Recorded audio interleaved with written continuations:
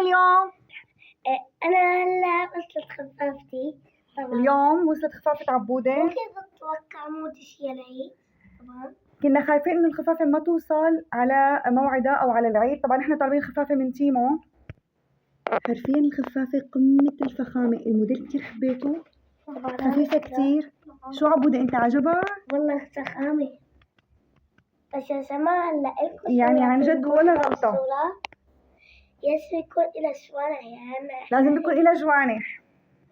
الخفافة لازم يكون إلها جوانح. تعالوا نشوف البوت اللي جبناه لورودة. بالنسبة لورودة نحن أخذنا البوت طبي بما إنه هو صغير.